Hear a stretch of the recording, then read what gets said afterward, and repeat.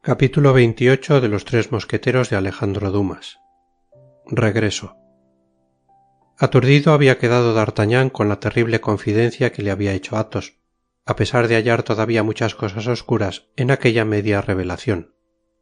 Pero tenía que hacerse cargo de que había sido hecha por un hombre enteramente ebrio a otro que lo estaba a medias, y sin embargo, a pesar de esa vaguedad con que suele cubrir las ideas el vapor de 2 o 3 botellas de Borgoña, al despertarse D'Artagnan a la mañana siguiente, tenía tan presentes todas las palabras de Athos, como si a medida que habían ido saliendo de la boca del uno, se hubiesen ido imprimiendo en el cerebro del otro.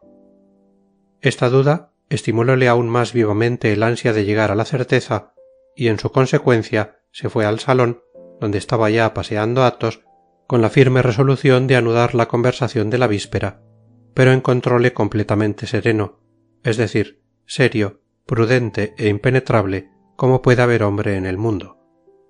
A bien que el mosquetero, después de haberle dirigido una sonrisa y dádole un apretón de mano, le ahorró los rodeos. Muy bebido estaba ayer, D'Artagnan, dijo. Lo he conocido esta mañana por la aspereza de la lengua y por lo agitado que se hallaba el pulso todavía. Apuesto a que habré dicho 1000 extravagancias.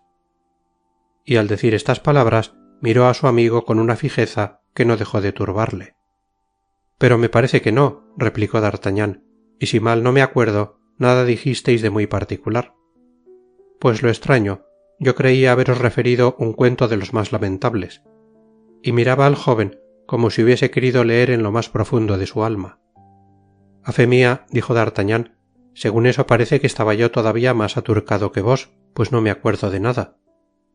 Athos no se dio por satisfecho con esta respuesta y añadió: ya habréis observado, querido amigo, que cada cual tiene su clase de embriaguez, quién la tiene triste, quién alegre y bulliciosa.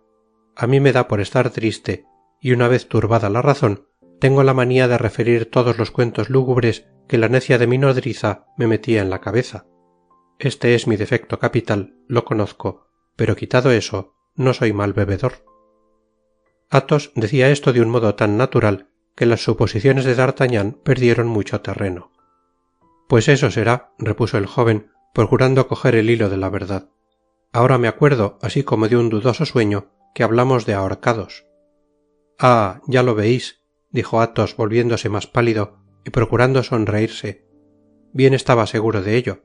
Los ahorcados son mi pesadilla especial. Sí, repuso D'Artagnan, y ahora voy cayendo. Sí, callad, tratábamos de una mujer. Para que veáis, dijo Athos poniéndose casi lívido, es mi cuento de preferencia, el de la mujer blonda, y llegando a éste, bien puede decirse que estoy ebrio a más no poder.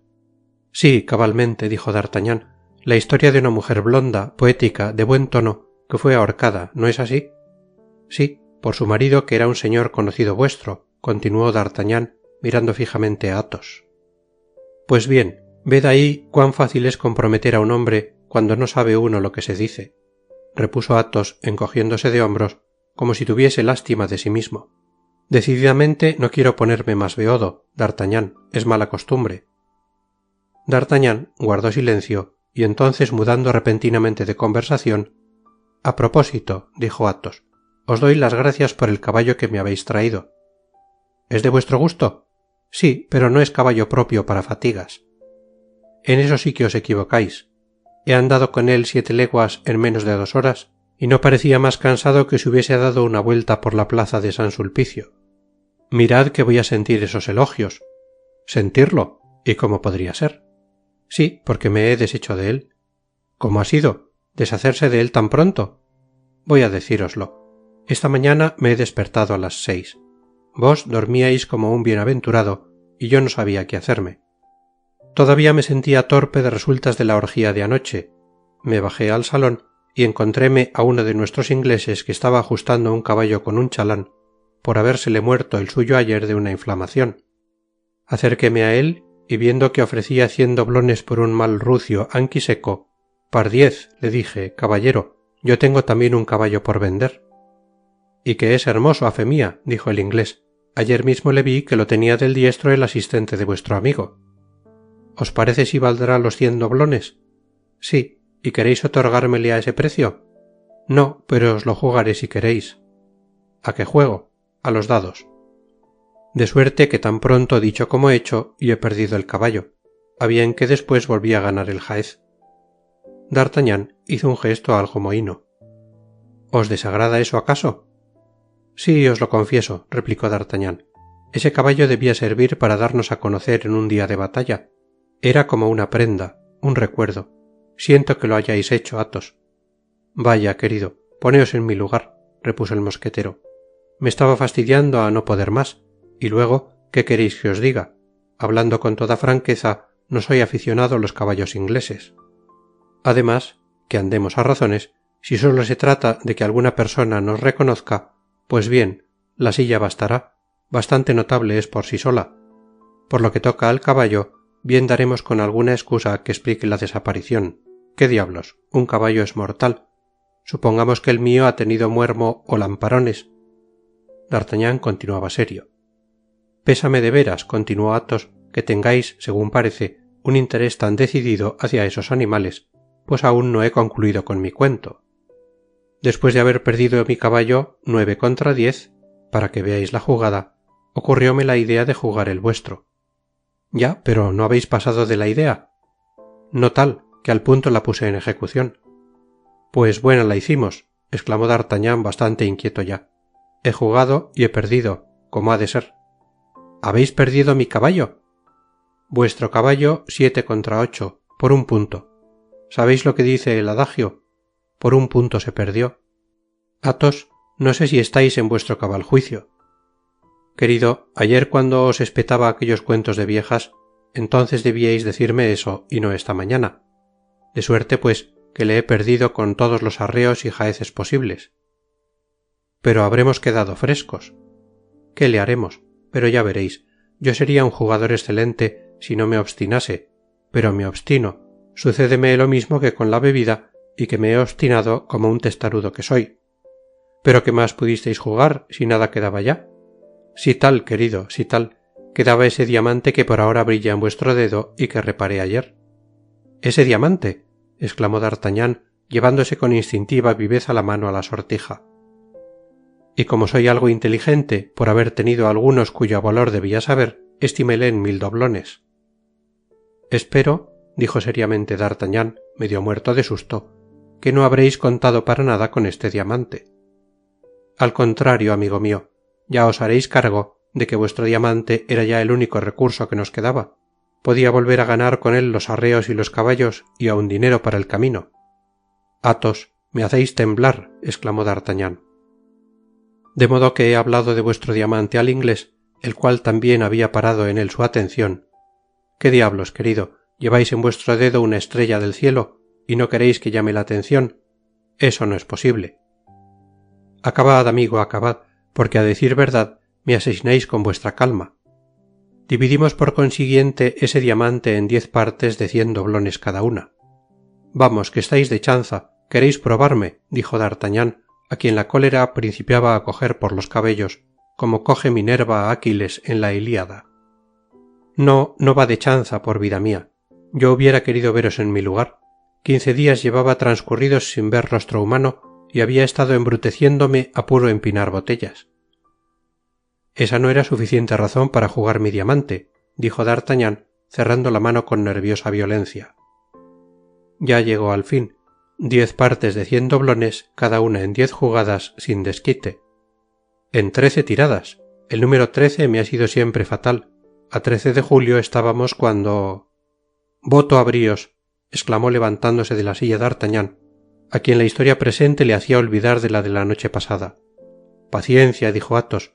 Pasóme entonces un pensamiento por la cabeza. El inglés era un hombre original. Habíale visto hablar poco antes con Grimaud, y éste ha venido a decirme que le había hecho proposiciones para entrar en su servicio. Convenimos en jugar a Grimaud, al taciturno Grimaud dividido en 10 partes iguales. Vaya con Dios, al menos hay algo divertido en el lance, exclamó D'Artagnan, soltando una estrepitosa carcajada. Al mismo Grimaud en persona, como digo, y con las 10 partes de Grimaud, que no vale todo entero un ducado, recuperé el diamante. Decid ahora que el insistir no es virtud. a fe mía que es gracioso el caso, exclamó consolado d'Artagnan, riendo con la menor gana del mundo. Bien concebiréis que sintiéndome con suerte volví a jugar sobre el diamante. Ah, caramba, dijo d'Artagnan, disminuyendo ya su buen humor. Y había vuelto a ganar vuestros arneses, después vuestro caballo, enseguida mi caballo con el arnés, sino que luego he vuelto a perder los caballos. En una palabra, he recuperado los arneses de vuestro caballo y del mío. Hasta aquí hemos llegado. Bastante he hecho, así es que no he querido continuar. D'Artagnan respiró como si le hubiesen quitado la posada de encima. Por fin me queda el diamante, dijo con timidez. Intacto, querido amigo, y con más los arreos de vuestro bucéfalo y del mío.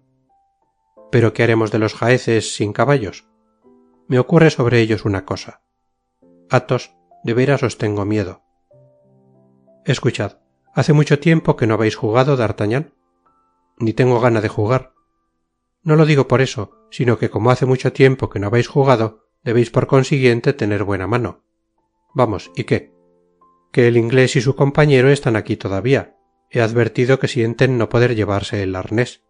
Vos parece que sentís también la pérdida del caballo. Yo en vuestro lugar jugaría el arnés contra el caballo.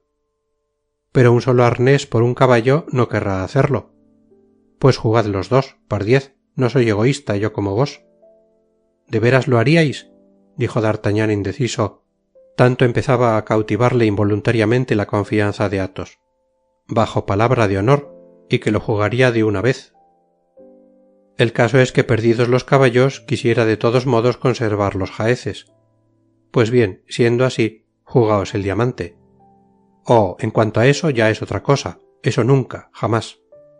Diantre, dijo Athos, bien os propondría que jugaseis a Planchet, pero como esto se ha hecho ya una vez, ¿acaso el inglés no querría ya? Decididamente, querido Athos, dijo d'Artagnan, prefiero no arriesgar nada. Es una lástima, dijo fríamente Athos. El inglés tiene buenos y sendos doblones. ¿A qué tanto discurrir? Probad una jugada pronto está hecha. ¿Y si pierdo? Ya ganaréis. ¿Pero y si sucede al revés? En ese caso se entregan los arneses. Pues probaré una jugada nada más, dijo d'Artagnan. Athos anduvo en busca del inglés y encontróle en la cuadra examinando los arneses con mirar codicioso. La ocasión no era mala. Propúsole las condiciones, los 2 arneses contra un caballo o 100 doblones a elegir. El inglés muy luego hubo echado sus cuentas. Los 2 arneses valían muy bien 300 doblones y aceptó. D'Artagnan tiró los dados casi temblando y sacó el número 3. Su palidez conmovió a Athos, el cual se contentó con decir: «Vaya un golpe triste, camarada. Os llevaréis los caballos enjaezados y todo, caballero». El inglés en su triunfo siquiera se paró en menear los dados, contentóse con echarlos sobre la mesa sin mirar, tan cierta creía la victoria. D'Artagnan había vuelto el rostro a otro lado para ocultar su mal humor. «Toma, toma», dijo Athos con su voz tranquila. «Jugada es esta que no sucede muy a menudo.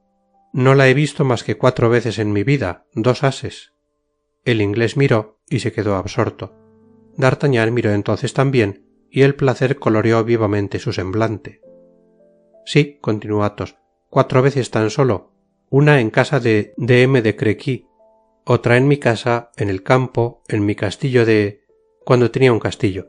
La tercera en casa del señor de Treville, en donde nos dejó a todos sorprendidos, y la cuarta en una hostería en que me salió a mí, y por señas que perdí con los tales ases 100 luises y una cena. «¿Volvéis a tomar vuestro caballo?», preguntó el inglés.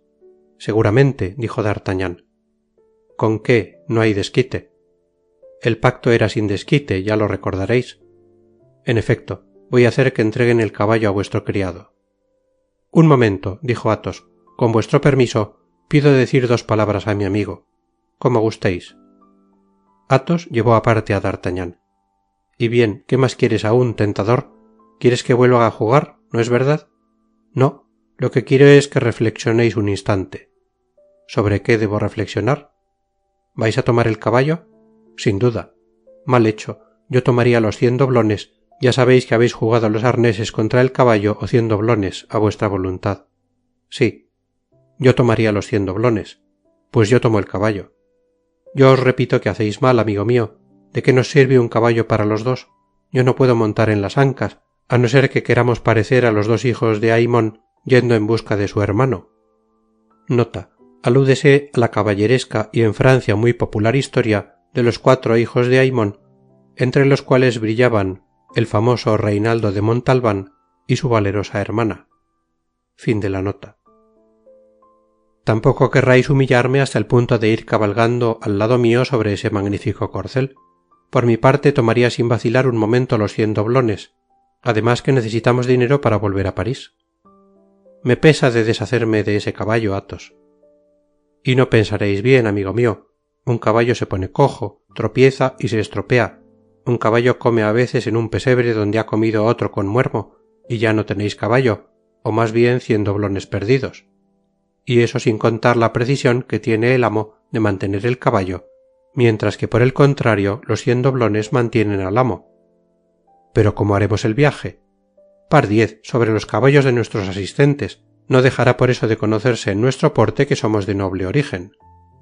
Vaya una figura que haremos sobre aquellos rocines, mientras que Aramis y Porthos cabalgarán en sus buenos alazanes. Aramis, Porthos, exclamó Athos, y echóse a reír. ¿Qué? Preguntó D'Artagnan, que no podía atinar en la causa de la risa de su amigo. Nada, nada, dijo Athos. ¿Decías, D'Artagnan? ¿Según eso sois de parecer? Que toméis los 100 doblones, D'Artagnan. Con ellos vamos a regalarnos hasta el fin de mes. Por otra parte, hemos pasado algunas fatigas y no será malo que descansemos un poco. ¿Yo descansar? Eso no, Athos, porque luego de estar en París me pongo a averiguar el paradero de aquella pobre mujer. ¿Y creéis por ventura que el caballo os será tan útil para ir en busca suya como unos buenos luises de oro? Tomad los 100 doblones, amigo mío, tomad los 100 doblones. D'Artagnan solo necesitaba una razón para dejarse convencer definitivamente, y esta le parecía excelente.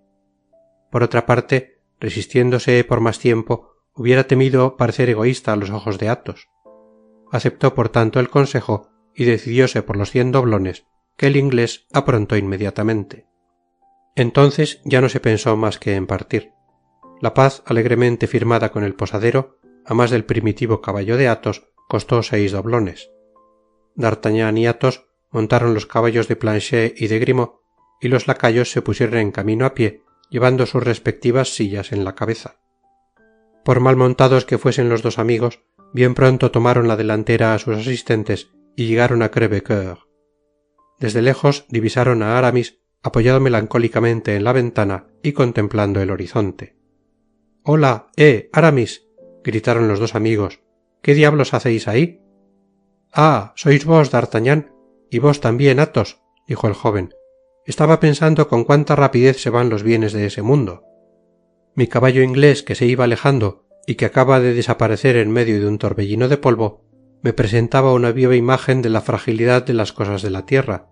La vida misma puede definirse en 3 palabras: erat, est, fuit. ¿Lo cual quiere decir, en último resultado?, preguntó D'Artagnan, que principiaba a entrever la verdad. Quiere decir que acabo de hacer un negocio en el cual he sido engañado. 60 luises por un caballo que, a juzgar por el modo que bebe el viento, puede caminar al trote más de 3 leguas por hora. D'Artagnan y Athos prorrumpieron en sendas carcajadas. «Querido D'Artagnan», dijo Aramis, «por Dios, no lo llevéis muy a mal, pero como ha de ser, la necesidad carece de ley, además que yo soy el primero que sufro el castigo, porque aquel infame chalán me ha robado 50 luises por lo menos. Ah, vosotros sí que entendéis de economía, pues venís en los caballos de los asistentes y hacéis conducir de la mano vuestros caballos de lujo y a cortas jornadas».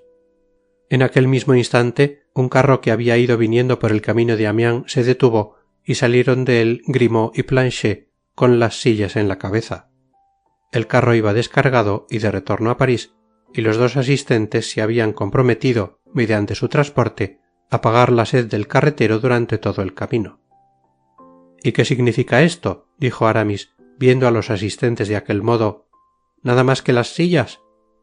«¿Comprendéis ahora?», dijo Athos. «Amigos míos, habéis hecho lo que yo. He conservado el arnés como por instinto. Hola, Bacin, sacad mi arnés nuevo y haced lo que los lacayos de estos señores». «¿Y qué habéis hecho de vuestros teólogos?», preguntó D'Artagnan. Ayer por la noche les convidé, dijo Aramis. Aquí hay un exquisito vino, lo cual se ha dicho de paso. Emborrachéles, que no había más que pedir, y entonces el cura me prohibió que dejase la casaca, y el jesuita me hizo empeñar la palabra de alcanzarle una plaza de mosquetero. Que se le reciba sin disertación, exclamó D'Artagnan. Pido que se suprima la disertación. Desde entonces, continuó Aramis, paso las horas asaz agradablemente. He principiado a componer un poema en versos de una sílaba. Es bastante difícil, pero en la dificultad consiste el mérito de todas las cosas. El asunto es galante. Ya os leeré el primer canto, que tiene 400 versos y durará su lectura sobre poco más o menos 1 minuto. A fe mía, querido Aramis, dijo D'Artagnan, que detestaba casi tanto los versos como el latín, no tenéis más que añadir al mérito de la dificultad el de la brevedad, y podéis estar seguro de que vuestro poema tendrá entonces 2 méritos, cuando menos. Y respira además pasiones nada escandalosas, continuó Aramis. Ya veréis. Con que, amigos, ¿volvemos a París? Bravo, por mi parte estoy dispuesto. ¿Volveremos pues a ver a nuestro buen Porthos? Tanto mejor. ¿Querréis creer que le echo de menos a ese gran bobazo? Me gusta verle tan pagado y satisfecho de sí mismo. Eso me quita el mal humor que por mis defectos personales tengo a veces. A buen seguro que no vendería él su caballo, aunque le dieran un reino, y estoy ya impaciente por verle encima del animal con su correspondiente silla. Tendrá, a no dudarlo, el aire del gran mogol. Hízose un alto de 1 hora para dar un pienso a los caballos, arregló Aramis su cuenta con la huéspeda, hizo colocar a Bacin en el carro con sus camaradas y se pusieron en camino para reunirse con Porthos. Halláronle casi enteramente curado y por consiguiente no tan pálido como le encontró D'Artagnan en su primera visita.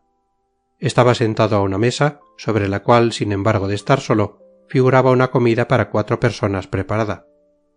Componíase esta de manjares muy bien guisados, de ricos vinos y de exquisitas frutas. «Ah, cuerpo de tal», dijo levantándose de la mesa, «a buena hora llegáis, señores, cabalmente estoy aún en el puchero. Vamos, que comeremos juntos». «Oh, oh», dijo D'Artagnan, «¿no es Mosquetón quien ha cogido con el lazo estas botellas y luego tanto carnero y ese estofado de buey?» «No hago más que restablecerme, trato de cobrar fuerzas», dijo Porthos. «Nada debilita tanto como estos endiablados descoyuntamientos. ¿Habéis tenido alguno, Athos?» «Nunca. De lo que sí me acuerdo es de que en nuestro encuentro de la calle de Ferú recibí una estocada que a los 15 días me dio un apetito extraordinario». «Pero esta comida no estaba dispuesta para vos únicamente, querido Porthos», dijo Aramis. «Es verdad», dijo Porthos. «Esperaba a unos caballeros de estas cercanías, los cuales acaban de enviarme recado de que no podrán venir. Les reemplazaréis vosotros y no perderé en el cambio, a fe mía. Hola, Mosquetón, trae sillas y que se duplique el número de botellas». «¿A que no acertáis lo que ahora estamos comiendo?», dijo Athos al cabo de unos 10 minutos. «Pardiez», contestó D'Artagnan, «yo como ternera, y por cierto que está buena». «Y yo un asadito de cordero», dijo Porthos. «Y yo una pechuga de pollo», dijo Aramis. «Pues estáis todos equivocados, señores», repuso Athos formalmente. «Estáis comiendo caballo». «Vaya una ocurrencia», dijo D'Artagnan. «Caballo», exclamó Aramis con un gesto de repugnancia. Porthos fue el único que nada dijo. «Sí, caballo, ¿no es verdad, Porthos? Estamos comiendo caballo, y acaso con jaez y todo». «Eso no, señores, que he conservado el arnés», dijo Porthos. «Vaya, que ninguno podrá reírse de los demás», dijo Aramis. «No parece sino que nos habíamos concertado». «¿Qué queréis?», dijo Porthos. «Aquel caballo parece que daba sobrada envidia a los caballeros que venían a visitarme, y no he querido humillarles, pues mirándole a él se avergonzaban de los suyos». «A más de que vuestra duquesa continuará en sus dominios, ¿no es eso?», preguntó D'Artagnan. «En efecto», respondió Porthos, «de suerte que, como iba diciendo, el gobernador de la provincia, uno de esos señores que esperaba hoy a comer, manifestó tan vivos deseos de poseerle que se lo he regalado». «¿Regalado?», exclamó D'Artagnan. «Y sí, puedo decir regalado», dijo Porthos, «porque a buen seguro que valía 150 luises y el tunante no ha querido darme más que 80. «¿Sin la silla?», dijo Aramis. «Sin la silla, sí, pues buena la hacíamos con silla y todo». «Ya veis, señores», dijo Athos, «que Porthos ha sido de los 4 el que ha hecho aún mejor negocio». Hubo enseguida un hurra prolongado que dejó atónito al pobre Porthos, pero habiéndole explicado el motivo de aquella risa, participó estrepitosamente de ella según tenía de costumbre.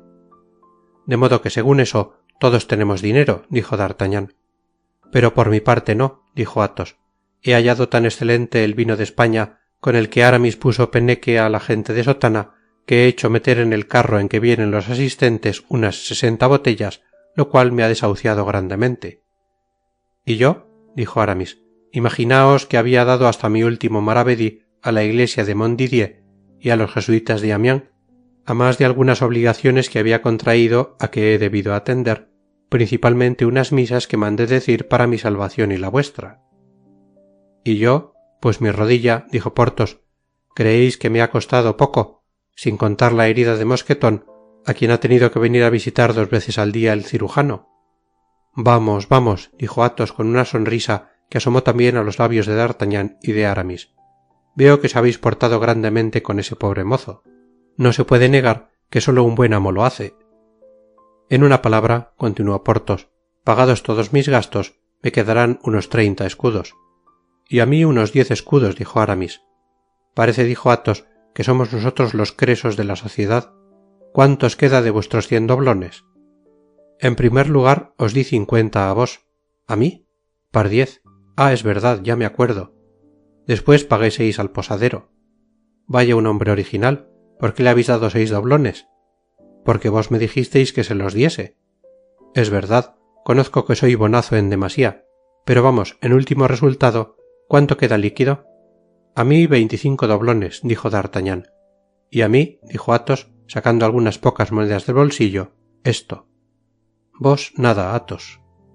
O tan poca cosa que ni siquiera vale la pena de reunirlo a la masa común. Calculemos ahora a cuánto asciende nuestro capital. ¿Cuánto, Porthos? 30 escudos. Aramis, 10 doblones. Y vos, D'Artagnan, 25 doblones. Todo lo cual asciende, dijo Athos. A 405 libras, dijo D'Artagnan, que contaba como Arquímedes. Todavía podremos entrar en París con 400, dijo Porthos, y esto sin contar los arneses. Pero, ¿y vuestros caballos de servicio? Observó Aramis.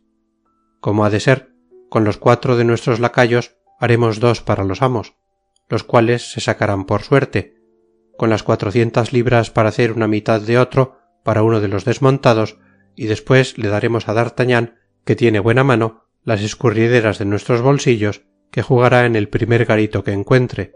No hay más. Comamos, dijo Porthos, que se están enfriando los manjares. Y los 4 amigos, más tranquilos desde entonces con respecto al porvenir, hicieron honor a la comida, cuyos restos fueron abandonados a Mosquetón, Bazin, Planchet y Grimaud. Luego de llegar D'Artagnan a París, hallóse en su casa una carta del señor des Essarts, en la cual le avisaba que habiendo resuelto terminantemente su majestad le abrir la campaña el día 1 de mayo, arreglase desde luego su equipaje. Fue al momento a casa de sus camaradas, a quienes había dejado una media hora antes, y encontróles asaz tristes y pensativos. Hallábanse de consulta en casa de Athos, cosa que indicaba siempre que existían circunstancias de alguna gravedad. En efecto, los 3 mosqueteros acababan de recibir en sus respectivos domicilios una carta igual del señor de Treville. Los 4 filósofos se quedaron mirándose unos a otros. El señor de Treville no era hombre que gustara de bromas en punto a la disciplina. ¿Y cuánto se necesita para esos equipajes? Preguntó D'Artagnan. Oh, aquí no hay más, dijo Aramis.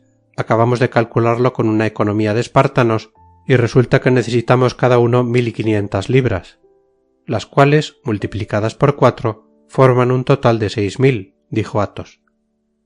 A mí me parece, dijo D'Artagnan, que tendríamos bastante con 1000 libras cada uno. ¿Verdad que no hablo ni aun como espartano, sino como procurador? La palabra procurador despertó a Porthos. Calla, dijo, me ocurre una idea.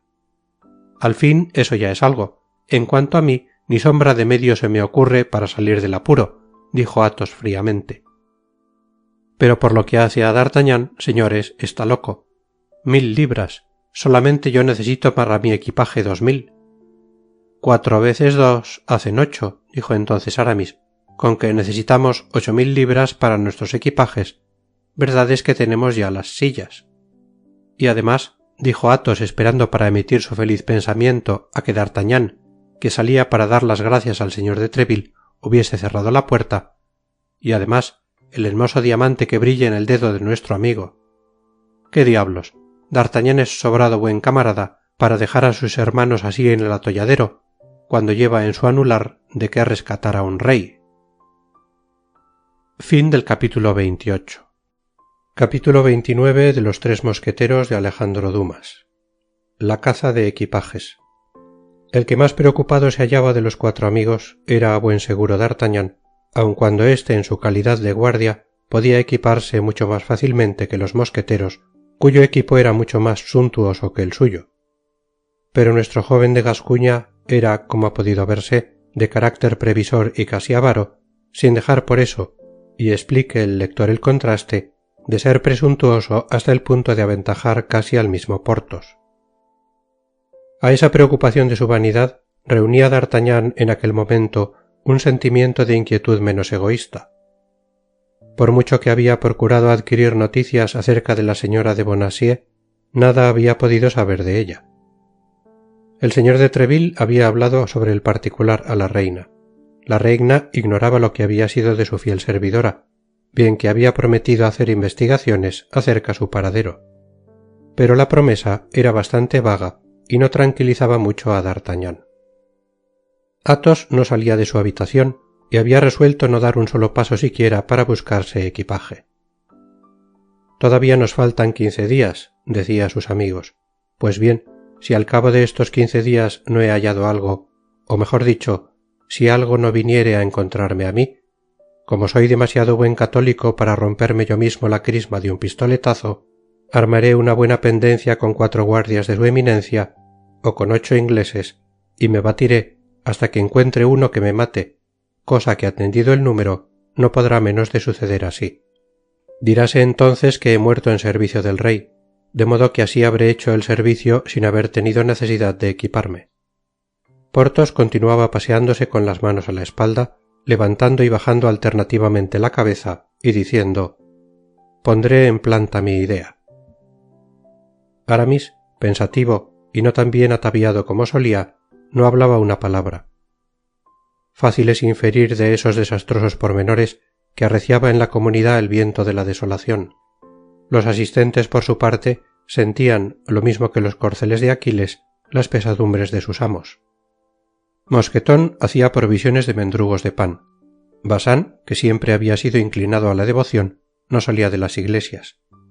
Planchet contemplaba cual agorero el vuelo de las moscas, y Grimaud, a quien ni la miseria general determinaba a romper el silencio impuesto por su amo, arrojaba unos suspiros capaces de enternecer un peñasco.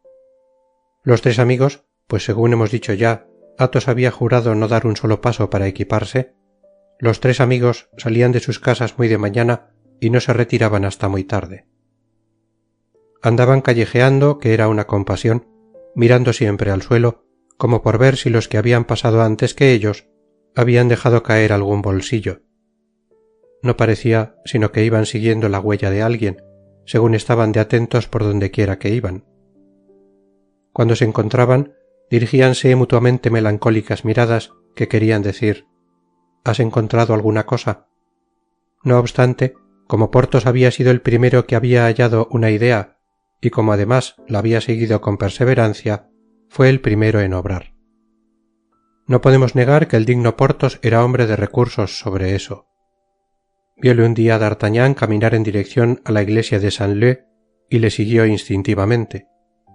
Entró efectivamente en el santo lugar después de haberse retorcido el bigote y estirado la perilla, lo cual indicaba siempre de su parte intenciones de las más conquistadoras. Como D'Artagnan tomaba algunas precauciones para no dejarse ver mucho, pensó Porthos que ningún conocido le había visto entrar. D'Artagnan entró tras de él. Porthos fue a apoyarse a un lado de un pilar. D'Artagnan, sin que le hubiese visto todavía su amigo, se apoyó en el otro lado. Cabalmente había sermón, por lo cual se hallaba la iglesia asaz concurrida. Porthos aprovechó la ocasión para atisbar mujeres, y gracias al cuidadoso ministerio de Mosqueton, su exterior estaba lejos de anunciar los apuros del interior. Su gorra estaba en verdad algo usada, su pluma un tanto descolorida, sus bordados algo empañados, sus encajes algo ajados también, pero todas esas friolerillas desaparecían con la media luz que había en el templo, y el Porthos de la iglesia en nada desmerecía del rumboso Porthos de siempre. Poco tardó D'Artagnan en observar que en el banco más próximo al mismo pilar en que Porthos y él se hallaban apoyados, había una especie de beldad madura, algo amarillenta, algo seca, pero estirada y orgullosa a pesar de su negra toca. Los ojos de Porthos dirigíanse a hurtadillas hacia aquella señora, pero luego volvían a coquetear hacia arriba. Por su parte, la señora, que de vez en cuando se ponía colorada, lanzaba con la rapidez del relámpago una mirada al inconstante Porthos, y entonces los ojos de Porthos volteaban otra vez hacia arriba con empeño muy notable. Evidentemente era manejo aquel que mortificaba grandemente a la señora de la negra toca, pues se mordía los labios, rascábase la punta de la nariz, agitándose desesperadamente en su asiento. Viendo Porthos la agitación de la señora, retorció de nuevo el bigote, estiróse por segunda vez la perilla y se puso a hacer señas a una hermosa señora que estaba cerca del coro, y que no solo era hermosa, sino que probablemente era también una señora principal, porque estaba detrás de ella el negrito que había traído el almohadón sobre el cual estaba arrodillada, y una doncella que le tenía una bolsa blasonada que servía para guardar el devocionario que a la sazón leía. La señora de la negra toca fue siguiendo en todas sus revueltas la mirada de Porthos y advirtió que se fijaba en la señora del almohadón de terciopelo, del negrito y de la doncella. En el entretanto, Porthos maniobraba a más y mejor. Todo eran guiños poniendo los dedos en los labios, con unas sonrisas asesinadoras que daban realmente la muerte a la pobre desdeñada. Así es que dejó escapar en forma de pésame y dándose un golpe en el pecho un tan sumamente fuerte que todo el mundo, hasta la señora del almohadón encarnado, se volvió hacia donde ella estaba. Porthos siguió haciendo funcionar sus baterías de lo lindo. Había oído y comprendido muy bien, pero se hizo el sordo. La señora del almohadón encarnado, que era muy bella, causó mucha sensación a la de la toca negra, la cual vio en ella una rival verdaderamente temible. A Porthos, que la hallaba mucho más joven y mucho más hermosa que la de la toca negra, y mucha sensación también a D'Artagnan, que reconoció en ella a la señora de Meung y del puerto de Inglaterra, a quien su perseguidor, el hombre de la cicatriz, había saludado con el nombre de milady.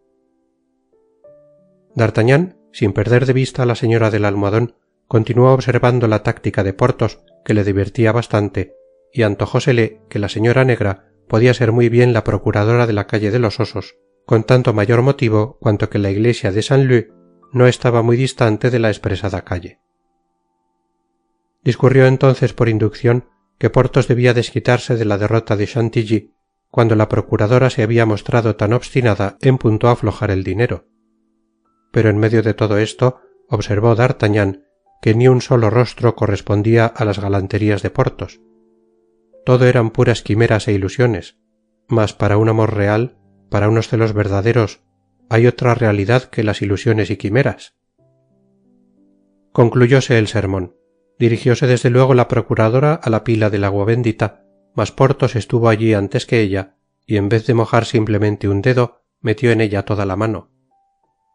La procuradora se sonrió creyendo que para ella tomaba Porthos tanta agua bendita, pero pronto quedó cruelmente desengañada, pues cuando estuvo nada más que a unos 3 pasos de él, volvió Porthos la cabeza clavando fijamente sus ojos en los de la bella señora del almohadón encarnado, que se acercaba también, seguida del negrito y de su camarera. Cuando la gran señora estuvo cerca de Porthos, sacó éste de la pila su mano chorreando agua bendita. La bella devota tocó con su fina mano la manaza de Porthos, sonrióse graciosamente al hacer la señal de la cruz y salió de la iglesia. Esto era ya demasiado para la procuradora.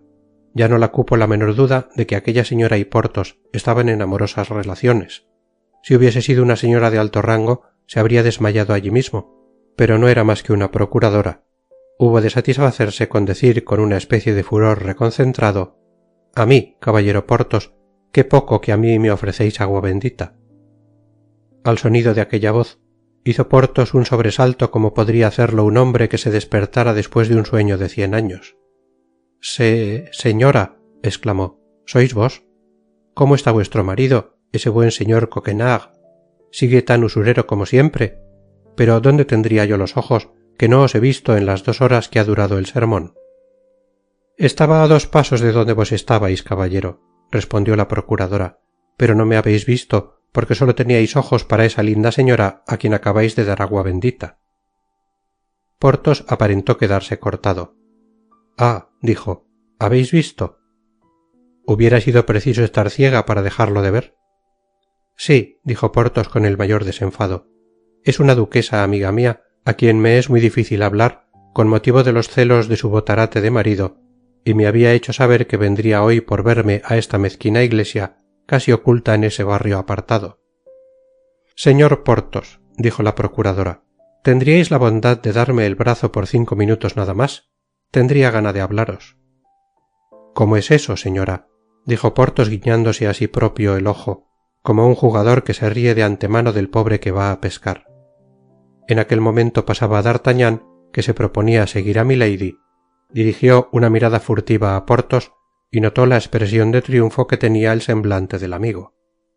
Se dijo a sí mismo, discurriendo conforme a la moral singularmente elástica de aquella época de galantería.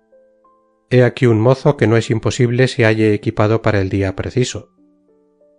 Porthos, cediendo a la presión del brazo de su procuradora, como cede un barco a su timón, llegó al convento de Saint Magloire, lugar poco frecuentado, cerrado a sus 2 extremidades.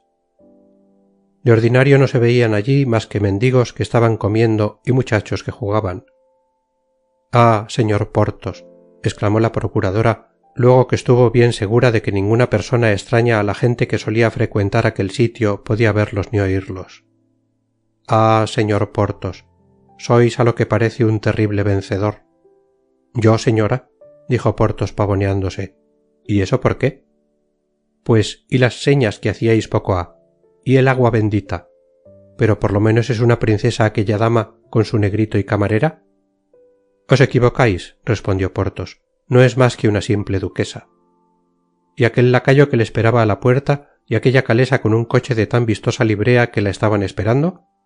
Porthos sintió no haber hecho princesa de buenas a primeras a la señora del almohadón encarnado. Ah, vos sois el niño mimado de las bellas, señor Porthos, exclamó la procuradora suspirando. Pero nada extraño es eso, repuso Porthos.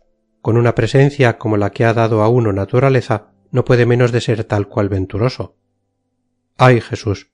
¡Cuán pronto olvidan los hombres! exclamó la procuradora alzando la vista al cielo.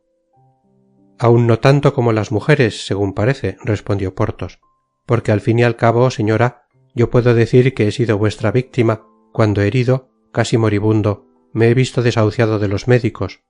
Yo, vástago de una familia ilustre, que había confiado en vuestra amistad, he estado a punto de morirme primero de mis heridas y después de necesidad en una mala posada de Chantilly, y todo eso sin que os hayáis dignado contestar siquiera una vez a las apasionadísimas cartas que os tengo escritas. Pero, señor Porthos, murmuró la procuradora, a la cual bien se alcanzaba que a juzgar por la conducta de las grandes señoras de aquel tiempo había procedido mal. Yo que por vos había sacrificado la condesa de Peñaflor. Ay, Dios mío, ya lo sé. A la baronesa de... Señor Porthos, no me confundáis. A la condesa de... Señor Porthos, oh, no me asesinéis. Sed generoso. Tenéis razón, señora, y sería nunca acabar. Pero la culpa la tiene mi marido, que no puede sufrir que le hablen de prestar. Señora Coquenard, acordaos de la primera carta que me escribisteis y que conservo grabada en la memoria. Aquí la procuradora exhaló un gemido. Pero también la suma que me decíais se os prestara era muy considerable. Decíais que necesitabais 1000 libras. Señora Coquenard, yo os daba la preferencia, de modo que viendo que no contestabais, lo mismo fue escribir a la duquesa de... No quiero decir su nombre, porque no sé hasta ahora lo que es comprometer a una señora, pero como digo, lo mismo fue escribirla que enviarme no 1000 libras, sino 1500. La procuradora derramó una lágrima. Señor Porthos, dijo la pobre, os juro que me habéis castigado terriblemente, y si en adelante os hallaseis en otro caso igual, no tendríais más que avisarme. Vamos, señora, dijo Porthos en tono de disgusto, no hablemos más de dinero. eso es en extremo repugnante. ¿Con que ya no me amáis? Dijo lenta y tristemente la procuradora. Porthos guardó un majestuoso silencio. ¿Así es como me respondéis? Ay, bien sé por qué. Considerad la ofensa que me habéis hecho, señora. Ofensa es esta que ha quedado grabada aquí, dijo Porthos poniéndose la mano en el pecho y apoyándola con fuerza. Creed que lo repararé, querido Porthos. Vamos, ¿me perdonáis? Al fin y al cabo, ¿qué os pedía? Repuso Porthos con un movimiento de hombros lleno de indiferencia. Un préstamo nada más. No vayáis a figuraros que sea ningún hombre inconsiderado. Sé muy bien que no sois rica, señora Coquenard, y que vuestro marido se ve obligado a apremiar a los pobres litigantes para sacarles algunos tristes escudos. Oh, si fueseis condesa, marquesa o duquesa, sería otra cosa. Entonces sí que no tendríais perdón. No quedó con estas palabras poco resentida la procuradora. Tened entendido, señor Porthos, dijo, que mi caja, bien que no sea más que la caja de una procuradora, puede que esté mejor provista que la de todas vuestras remilgadas señoronas, entrampadas todas. Entonces es mayor el agravio que me habéis hecho, dijo Porthos desasiendo su brazo del de la procuradora, porque si sois rica, señora Coquenard, no tiene excusa vuestra negativa. Cuando digo rica, repuso la procuradora, que conoció haberse adelantado en demasía, no se ha de tomar la cosa al pie de la letra. No soy que digamos rica, estoy así, regularmente acomodada. Queréis creerme, dijo Porthos, no hablemos más de ese asunto.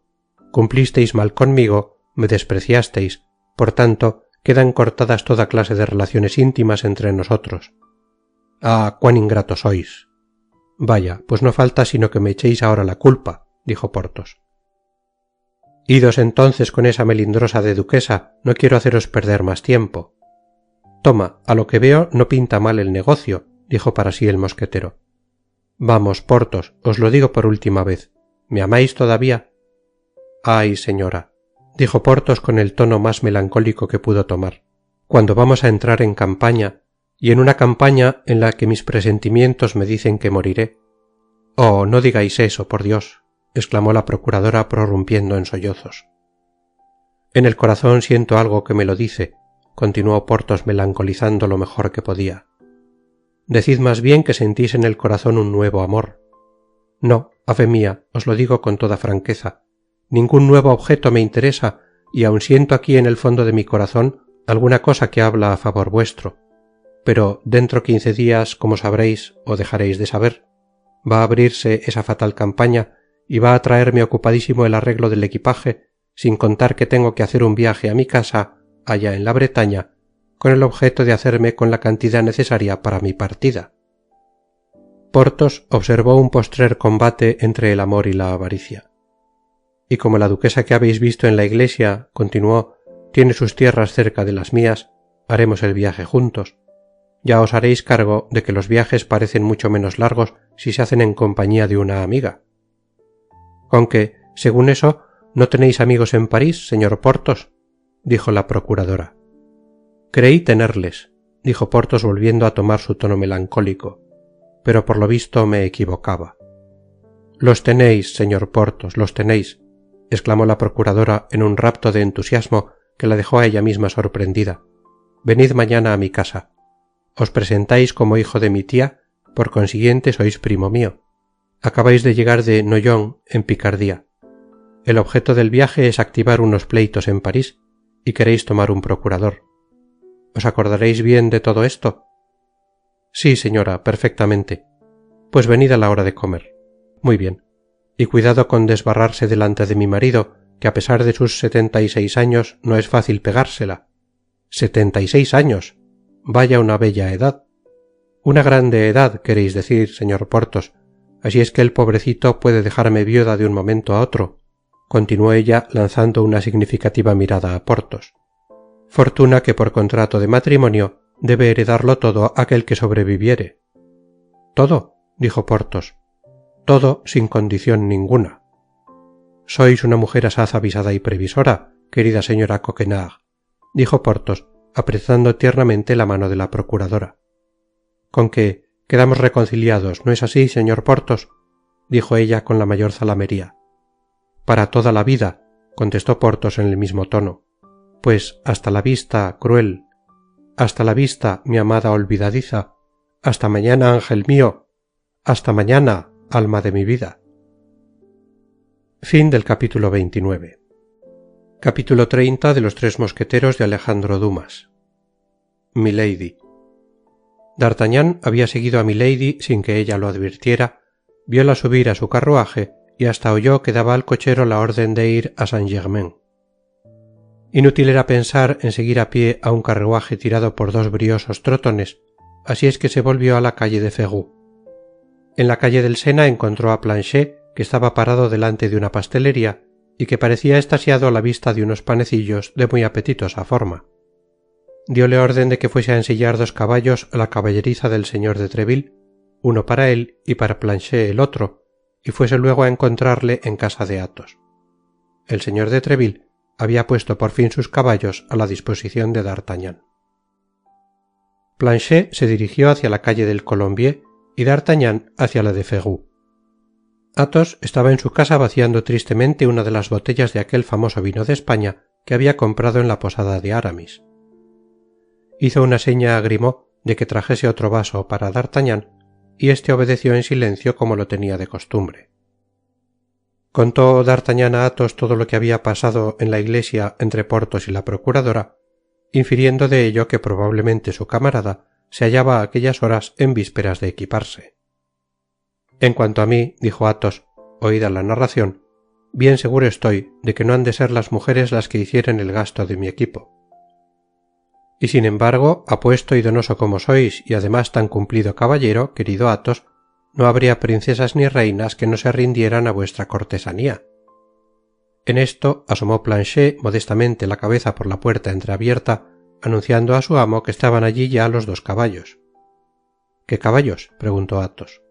Dos caballos que me presta el señor de Treville para ir a paseo y con los cuales voy a dar una vuelta en Saint-Germain. ¿Y qué vais a hacer en Saint-Germain?, preguntó Athos. Entonces D'Artagnan le explicó que la señora de la iglesia era la misma señora que juntamente con el caballero de la capa negra y de la cicatriz en la sien le traían caviloso de continuo. Es decir, que estáis enamorado de esa otra como lo estáis de la señora Bonacieux, dijo Athos encogiéndose desdeñosamente de hombros, como si tuviera compasión de la humana flaqueza. ¿Yo? De ningún modo, exclamó D'Artagnan, sino que tengo vivos deseos de aclarar el misterio de mi hombre de Meung, y sin saber por qué, se me figura que esa mujer, por más que me sea desconocida, y por desconocido que a ella le sea yo también, ha de haber ejercido alguna influencia en algún lance de mi vida. Bien mirado, tenéis razón, dijo Athos. No conozco una mujer que merezca la pena de que se la busque cuando se ha perdido. Si la señora Bonacieux se ha perdido, tanto peor para ella, allá se lo arregle ella misma. No, Athos, no. Estáis equivocado, dijo D'Artagnan. Amo a mi pobre Constanza más que nunca, y si puedo llegar a saber el sitio donde se halla, aun cuando fuese al cabo del mundo, partiría al momento a sacarla de manos de sus enemigos, pero ignoro su paradero, pues todas mis diligencias han sido inútiles. ¿Cómo ha de ser? Es preciso distraerse. Sí, distraeos al lado de Milady, querido D'Artagnan. Lo deseo con todo mi corazón, si eso puede alegraros. Escuchad, Athos, dijo D'Artagnan. En vez de permanecer aquí encerrado como si estuvieseis arrestado, montad a caballo y veníos a pasear conmigo a Saint-Germain.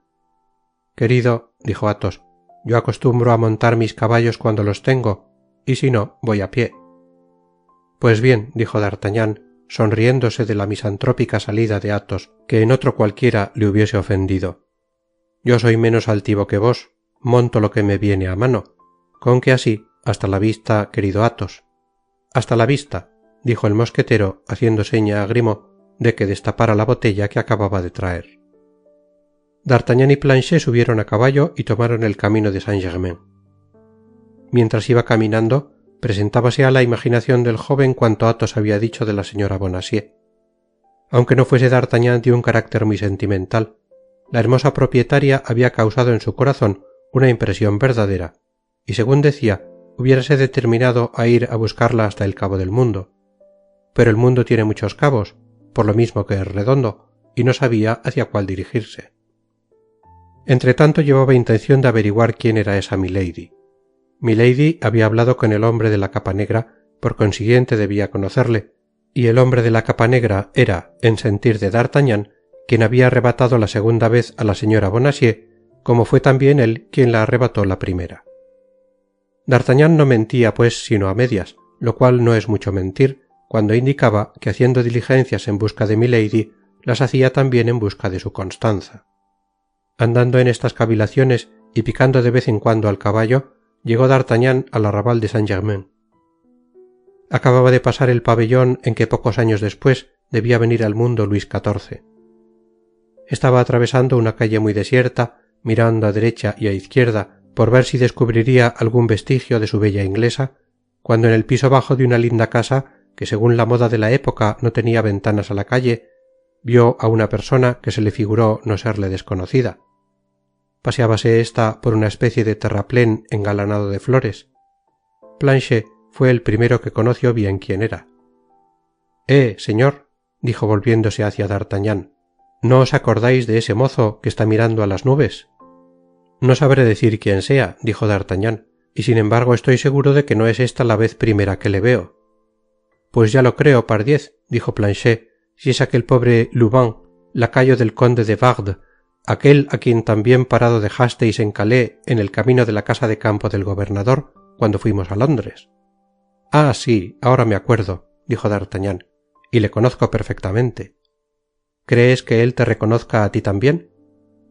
A fe mía, señor, que estaba tan turbado que dudo mucho haya conservado de mi persona una memoria muy clara.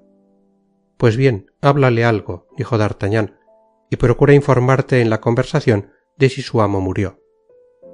Apeóse luego Planchet, fuese directamente hacia Lubin, el cual efectivamente no le reconoció, y ambos lacayos se pusieron a platicar con la mayor armonía del mundo. Entretanto D'Artagnan dirigió los dos caballos a una callejuela y dando vuelta a una casa volvía a ocultarse tras de unos avellanos a fin de oír la conferencia. A poco tiempo de hallarse en observación detrás de los avellanos, oyó el ruido de un carruaje y vio detenerse enfrente de él el coche de Milady. No podía caberle, pues, la menor duda de que Milady estaba dentro. Tendióse entonces D'Artagnan sobre el cuello del caballo a fin de verlo todo sin ser visto. Milady sacó su encantadora cabecita por la portezuela y dio sus órdenes a la camarera. Esta camarera, que era una linda joven de 22 años, lista y vivaracha, tipo verdadero de la doncella de una gran señora, saltó abajo del banquillo en que según costumbre de aquel tiempo iba sentada, y dirigióse hacia el terraplén lleno de flores en que D'Artagnan había visto a Lubin. D'Artagnan siguió con la vista a la doncella y advirtió cómo se encaminaba hacia el terraplén, pero sucedió que acababan de llamar a Lubin desde dentro, de suerte que se quedó solo Planchet mirando a todos lados por ver en qué parte podía estar su amo. La camarera se acercó a Planchet, a quien tomó por Lubin, y alargándole una cartita.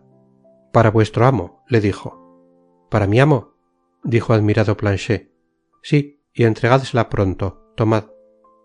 Dicho esto, volvióse a toda prisa al carruaje. Planchet se quedó dando 1000 vueltas a la carta, pero acostumbrado a la obediencia pasiva, saltó del terraplén, entróse por la callejuela y encontró a los 20 pasos a su amo, que habiéndolo visto todo, le salía ya al encuentro. «Para vos, señor», dijo Planchet. «¿Para mí?», dijo D'Artagnan. «¿Estás bien seguro?» «Pardiez, no he de estar seguro. La doncella me ha dicho, para tu amo. Yo no tengo otro amo que vos, con que... Y por cierto que es una linda criaturilla la tal doncella». D'Artagnan abrió la letra y leyó estas palabras. «Una persona que se interesa por vos más de lo que puede decir, desearía saber qué día os hallaréis en estado de pasearos en el bosque. En la casa del Champ du Drap d'Or estará esperando mañana la contestación un lacayo vestido de negro y encarnado». «Hola, hola», se dijo D'Artagnan. «Eso sí que es algo singular. Parece que Milady y yo estamos con cuidado por la salud de una misma persona. ¿Y bien, Planchet? ¿Cómo está ese buen conde de Wardes? ¿Con que no murió?» «No, señor, está tan bueno como puede estarlo un cristiano con 4 estocadas en el cuerpo, porque 4 son las estocadas, y sea dicho sin agraviaros, que regalasteis a aquel buen señor. Sin embargo, se halla todavía sumamente débil, como que perdió casi toda la sangre que tenía. Según había pensado, Lubin no me ha conocido y me ha contado de cabo a rabo nuestra aventura de Calais». Muy bien, Planchet, eres el rey de los asistentes. Ahora monta a caballo y alcancemos el carruaje. No se tardó mucho en ello, porque al cabo de unos 5 minutos descubrieron el carruaje que estaba parado a un lado del camino, estando de pie un caballero ricamente vestido junto a la portezuela. Tan animada era la conversación entre milady y el caballero que D'Artagnan se detuvo al otro lado del carruaje sin que nadie, sino la linda camarera, reparara en su presencia. Platicaban en inglés, lengua que D'Artagnan no comprendía, pero en el acento creyó el joven adivinar que la bella inglesa estaba irritada, acabándoselo de evidenciar un gesto que no podía dejarle la menor duda tocante a la naturaleza de la conversación, y fue un abanicazo aplicado con tal vehemencia que el mueble femenino se rompió en 1000 pedazos. El caballero soltó una estrepitosa carcajada que al parecer todavía exasperó más a milady. Creyó D'Artagnan que aquel era el momento de intervenir, así es que se acercó a la otra portezuela y quitándose respetuosamente la gorra: «Señora», dijo, «me permitiréis que os ofrezca mis servicios. Me parece que este caballero os pone de mal humor. Hablad una palabra, señora, y me encargo de castigarle por su falta de cortesía». A las primeras palabras se había vuelto milady mirando con admiración al joven, y a poco de haber concluido D'Artagnan: «Caballero», le dijo en buen francés, «con mucho gusto me pondría bajo vuestra protección si la persona que así me está acalorando no fuese un hermano mío». «Ah, perdonad entonces, señora», dijo D'Artagnan, «ya podéis conocer que ignoraba esta circunstancia». «¿En qué viene a meterse este atolondrado?», exclamó mirando a D'Artagnan el caballero a quien milady había designado como pariente suyo, «¿y por qué no prosigue su camino?» «El atolondrado seréis vos», dijo D'Artagnan inclinándose a su vez sobre el cuello de su caballo y respondiendo desde su sitio por la opuesta portezuela del coche: «No prosigo mi camino porque me acomoda quedarme aquí». El caballero dirigió algunas palabras en inglés a su hermana. «Yo os hablo en francés, caballero», dijo D'Artagnan, «con que así tened la bondad de contestarme en la misma lengua. No dudo que seáis hermano de la señora, pero afortunadamente no lo sois mío». Hubiera podido esperarse que milady, tímida como suele ser una mujer, mediaría en este principio de provocación, a fin de impedir el que fuese más lejos la disputa, pero al contrario, acomodóse en el fondo del carruaje y gritó con la mayor frialdad: «¡Vamos a casa!». La linda doncella lanzó una mirada de inquietud a D'Artagnan, cuya buena apostura parecía no haberle disgustado. Partió el carruaje y dejó a los dos hombres enfrente uno de otro. Ningún obstáculo material les separaba ya. El caballero hizo un movimiento como para seguir el carruaje, pero D'Artagnan, cuya cólera harto excitada ya se había aún aumentado con haber reconocido al inglés que en Amiens ganó su caballo y estuvo a punto de ganar también su diamante a Athos, se abalanzó a la brida y le detuvo. «Paréceme, caballero, que aún sois más atolondrado que yo, pues según veo, olvidáis que tenemos pendiente un asuntillo». «Hola, hola», dijo el inglés, «¿sois vos, compadre? ¿Con qué es preciso jugar siempre con vos, de un modo u otro?»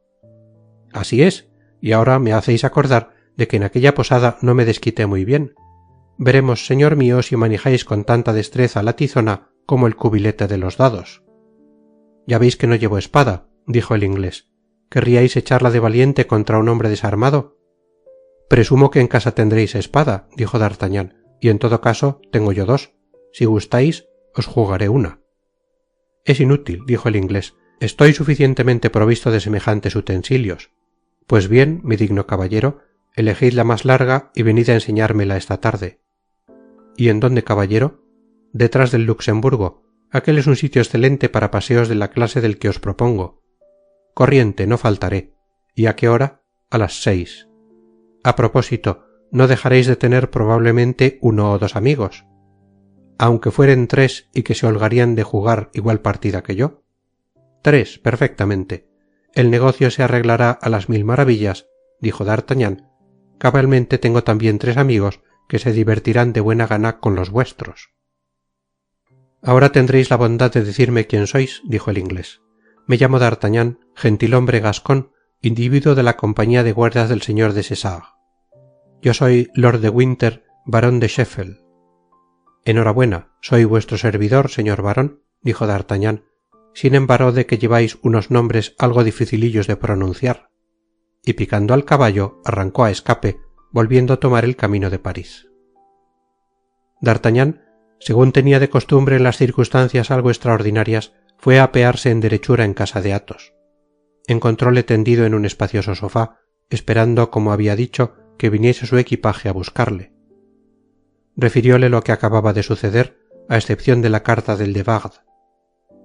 Cuando Athos supo que iba a batirse con un inglés, mostróse muy satisfecho. Ya hemos dicho que batirse con los ingleses lo tenía por una fiesta y además a la sazón por un recurso. Enviaron inmediatamente a los asistentes a buscar a Porthos y Aramis y se les puso al corriente de la situación. Porthos tiró su espada y púsose a tirar mandobles y cuchilladas contra la pared, retrocediendo de vez en cuando, dando pasos acompasados, cual si fuera un bailarín. Aramis, que continuaba en la composición de su poema, se encerró en el gabinete de Athos, pidiendo que no le turbasen en sus trabajos hasta el momento de desenvainar la espada. Athos pidió por señas a Grimaud que le trajese otra botella. Y lo que es D'Artagnan, combinó allá en sus adentros una intriguita que más tarde veremos puesta en ejecución, y no deja de prometerse alguna graciosa aventura, según podía echarse de ver por las sonrisas que de tiempo en tiempo asomaban a su semblante, cuya actitud pensadora iluminaban. Fin del capítulo 30. Capítulo 31 de los Tres Mosqueteros de Alejandro Dumas. Ingleses y franceses. A la hora señalada dirigiéronse los tres mosqueteros y el guardia seguidos de sus asistentes detrás del Luxemburgo a un terreno en que a la sazón estaban paciendo cabras. Athos dio una moneda al cabrero a fin de que se apartase algo y los asistentes fueron puestos de centinela. No tardó mucho tiempo en aproximarse al mismo recinto una cuadrilla silenciosa que se reunió a nuestros amigos y efectuóse enseguida la mutua declaración de nombres, según tienen de costumbre los ingleses en tales casos. Eran los ingleses personas de la mayor nobleza, así es que los extraños nombres de los tres mosqueteros fueron para ellos un motivo de sorpresa y hasta de inquietud. Con estos nombres, dijo Lord de Winter, cuando los tres amigos hubieron dicho sus apellidos, nos quedamos sin saber quiénes sois, y nosotros no nos batimos contra semejantes nombres, no parecen sino nombres de pastores. Efectivamente, milord, dijo Athos, pero ya podréis conocer que son nombres supuestos. Lo cual nos hace desear más vivamente conocer los verdaderos, respondió el inglés. Bien jugasteis contra nosotros sin conocernos, dijo Athos, y por más señas que nos ganasteis 2 caballos. No hay duda, pero entonces no arriesgábamos más que nuestros doblones, mientras que ahora arriesgamos nuestra sangre. Se juega con todo el mundo, pero no debe uno batirse más que con sus iguales. Tenéis razón, dijo Athos, y llamó aparte al inglés, con el cual debía batirse, y le dijo por lo bajo su nombre, haciendo lo mismo Porthos y Aramis con sus respectivos adversarios. ¿Os basta eso?, dijo Athos a su antagonista, ¿y me consideráis asaz digno de la honra de cruzar conmigo vuestra espada? Sí, señor, dijo el inglés inclinándose. Pues ahora, ¿queréis que os diga una cosa?, dijo Athos con su acostumbrada calma. ¿Cuál?, preguntó el inglés. Que hubierais hecho mejor en no exigir que me diese a conocer. ¿Y eso por qué? Porque se cree que soy muerto y porque tengo mis razones para desear que no se sepa que vivo y porque voy a verme obligado a mataros para que mi secreto no llegue a traslucirse. El inglés miró a Athos creyendo que se chanceaba, pero Athos hablaba con la mayor formalidad. Señores, dijo Athos dirigiéndose a sus amigos y enemigos, ¿está todo corriente? Sí, respondieron todos a la vez, ingleses y franceses. Pues en guardia, dijo Athos. Y al punto brillaron 8 espadas, dando en ellas los rayos del sol que iba a ponerse, y principió el combate con un encarnizamiento muy natural entre personas que, prescindiendo de otros motivos, eran enemigas por espíritu nacional. Athos peleaba con la misma serenidad y método que si estuviera en una sala de esgrima. Porthos, corregido sin duda de su mucha confianza con la aventura de Chantilly, lidiaba con astucia y gran prudencia. Aramis, que quería acabar de componer el tercer canto de su poema, se daba la mayor prisa por concluir la función. Athos fue el primero que remató a su adversario. No le había dado más que una estocada, pero según se lo había advertido, el golpe había sido mortal, atravesándole de parte a parte el corazón.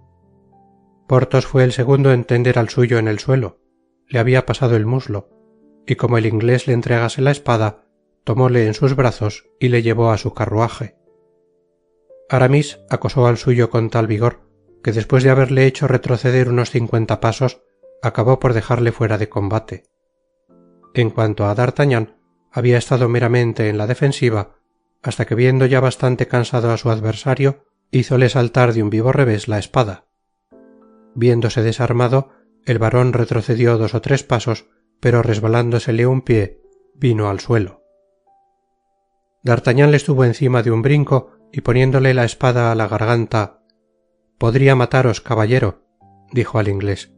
«Soy muy dueño de despacharos, pero os concedo la vida a consideración por vuestra hermana». D'Artagnan había llegado entonces al colmo de la alegría. Acababa de realizar el plan que había trazado de antemano y cuya idea había hecho asomar a su semblante la satisfacción de que anteriormente hemos hablado.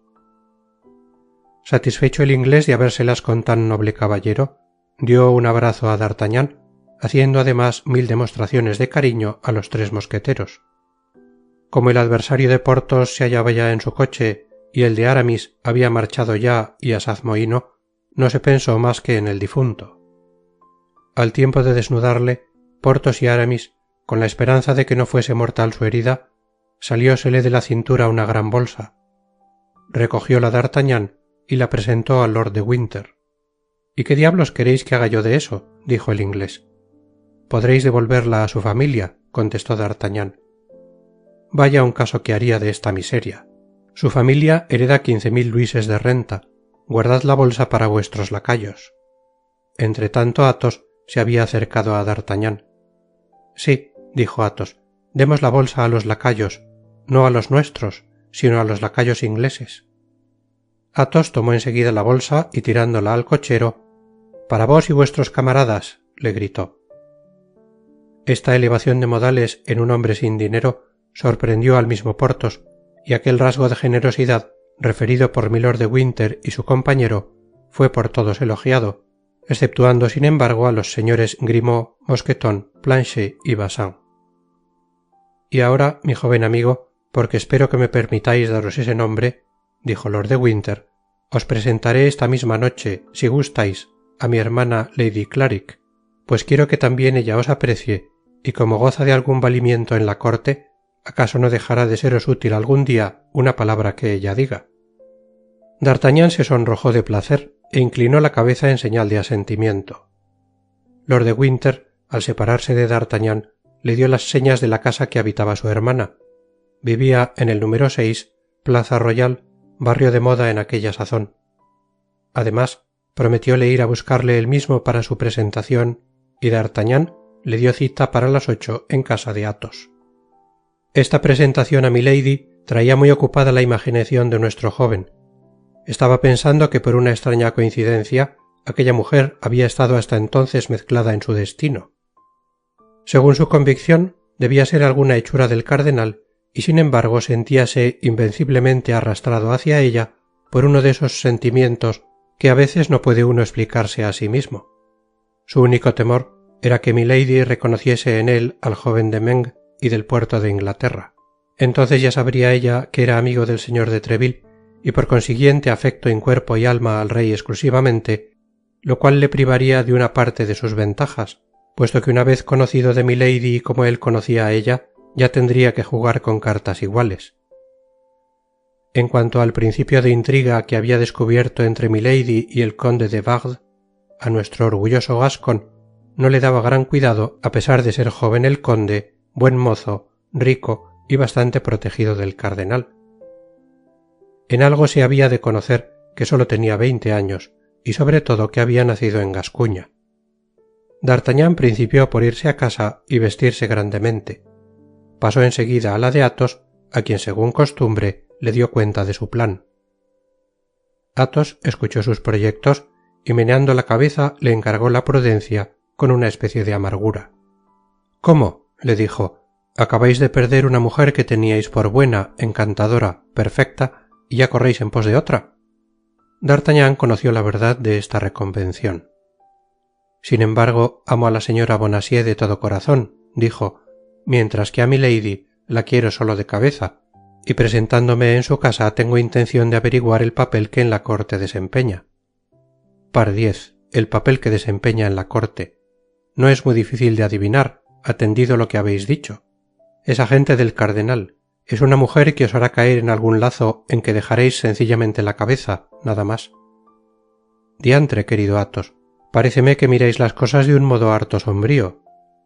Amigo, ¿qué queréis? Desconfío de las mujeres. No puedo remediarlo, especialmente de las blondas. Milady es blonda según me habéis dicho, ¿no es verdad? Tiene la más hermosa cabellera blonda que imaginarse pueda. Ah, pobre D'Artagnan, exclamó Athos. Mirad, solo quiero enterarme, y luego que supiere lo que deseo saber, me retiraré enseguida. Enteraos, enhorabuena, dijo Athos con la calma que solía. Lord de Winter acudió a la hora convenida, pero Athos, prevenido a tiempo, pasó al cuarto interior. Así es que encontró solo a D'Artagnan, y como eran ya cerca de las 8, salieron casi inmediatamente.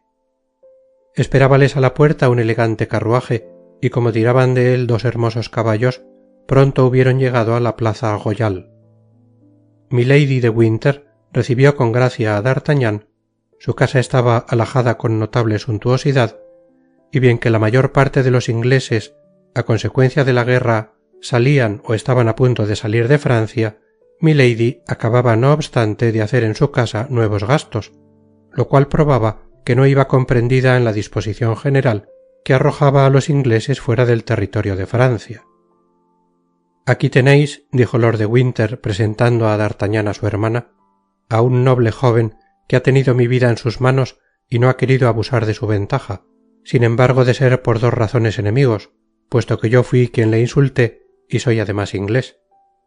Dadle por consiguiente las gracias, señora, si es que os merezco alguna estimación.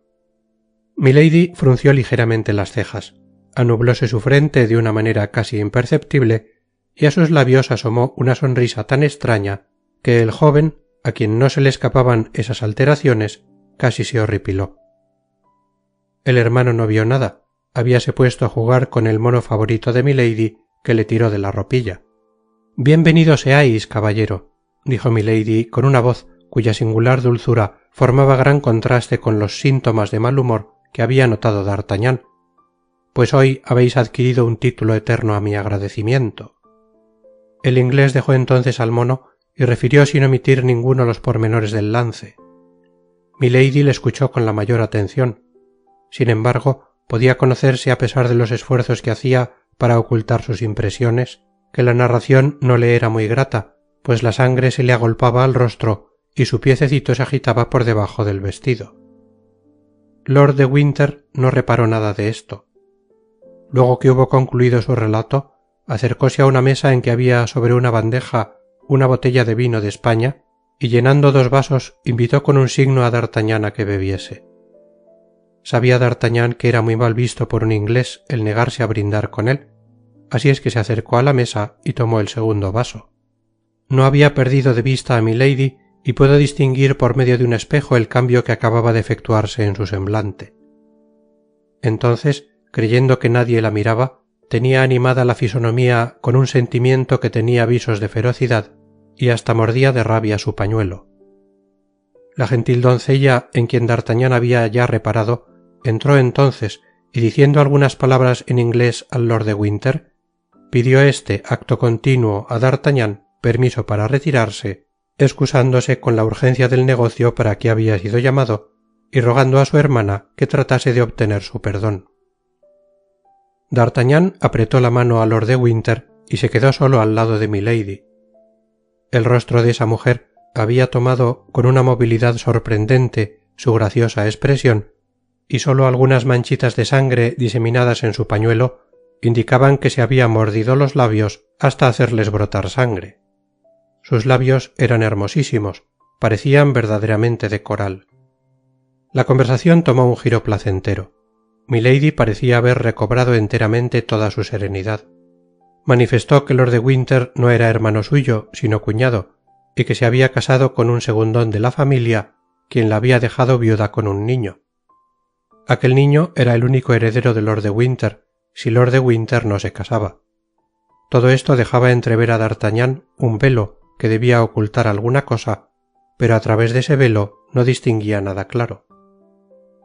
Por lo demás, a la media hora de conversación, estaba D'Artagnan casi convencido de que Milady era compatriota suya.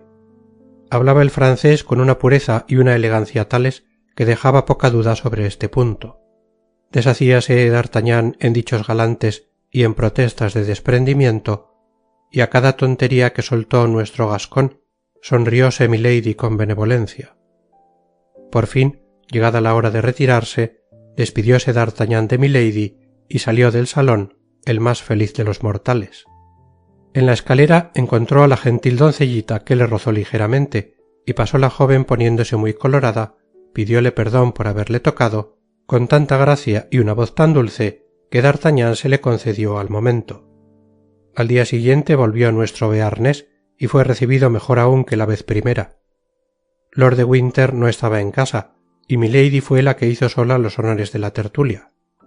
Aparentó sumo interés para con él y preguntóle de dónde era, qué amigos tenía y si no había pensado alguna vez en entrar al servicio del señor cardenal. D'Artagnan, que como sabe el lector tenía bastante prudencia para un joven de 20 años, se acordó entonces de sus sospechas acerca de Milady, hízola un grande elogio de su eminencia, la dijo que no hubiera dejado a buen seguro de entrar en el cuerpo de guardias del cardenal, si en vez de haber conocido al señor de Treville hubiese conocido al señor de Cavois. Milady mudó de conversación con la mayor naturalidad y preguntó a D'Artagnan con la mayor candidez del mundo si había estado alguna vez en Inglaterra. D'Artagnan contestó que había sido comisionado por el señor de Treville para negociar una remonta de caballos y por señas que había traído 4 para muestra. Milady, durante la conversación, se mordió más de una vez los labios, conoció que se las había con un nene nadalego. D'Artagnan se retiró a la misma hora que el día anterior y en el pasillo volvió a encontrar a la linda Ketty, que así se llamaba la doncella de Milady. Miróle la jovencita con una expresión misteriosa de benevolencia, pero estaba D'Artagnan tan ocupado con el alma que no reparaba más que lo que de ella venía. D'Artagnan volvió todas las noches a casa de Milady y ésta le recibía cada vez más afectuosamente, y todas las noches encontraba también, ya fuese en la antesala, ya en el pasillo o en la escalera, a la hermosa doncellita, pero según hemos dicho, D'Artagnan no hacía el menor reparo en esta extraña persistencia de la pobre Ketty. Fin del capítulo 31. Capítulo 32 de los Tres Mosqueteros de Alejandro Dumas. Una comida de procurador.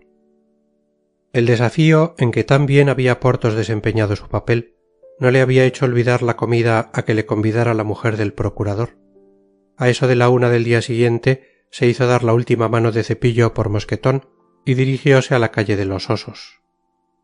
Su corazón latía, pero no como el de D'Artagnan, de un amor ardoroso e impaciente, no, guiábale un interés mucho más material, iba por fin a atravesar aquel misterioso umbral y a subir aquella ignorada escalera por la que habían ido subiendo uno a uno los viejos escudos de maese Coquenard. Iba a ver en realidad cierto cofre cuya imagen se le había presentado en sueños 20 veces, cofre largo y profundo, con cerrojos y cadenas, enclavado en el suelo, cofre de que había oído hablar no pocas veces y que iban a ponerle de manifiesto las manos mismas del procurador.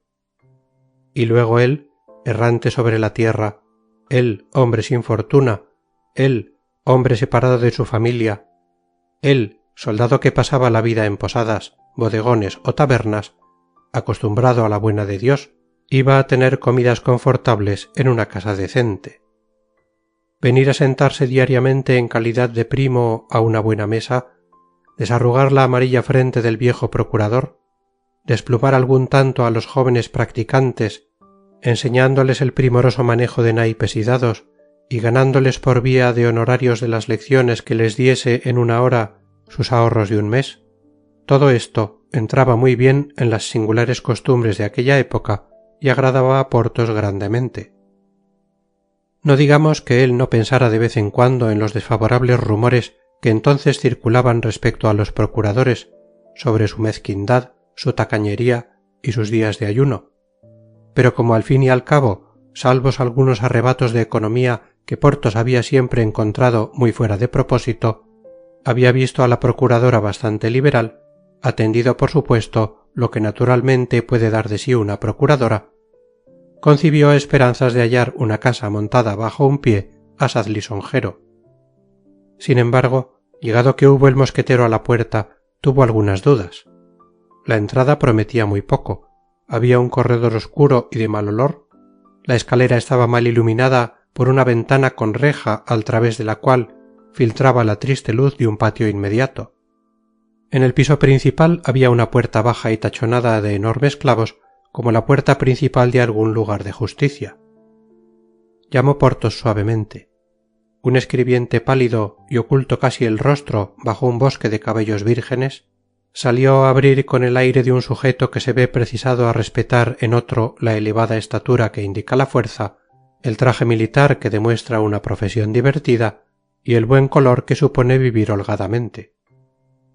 Había otro practicante más pequeño detrás del primero, otro mayor detrás del segundo, un rapazuelo de 12 años detrás del tercero, que formaban en todo 3 escribientes y medio, lo cual anunciaba en aquel tiempo un estudio de los demás clientela.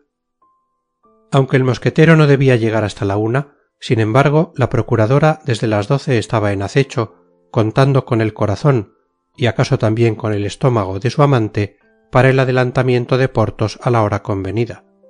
La señora Coquenard llegó, pues, por la puerta de la habitación casi al mismo tiempo en que su convidado llegaba por la de la escalera, y la aparición de la digna señora sacó a Porthos del embarazo en que se hallaba, pues tenían los escribientes al parecer mucha curiosidad, y no sabiendo él lo que decir a aquella escala ascendente y descendente, no les decía una palabra.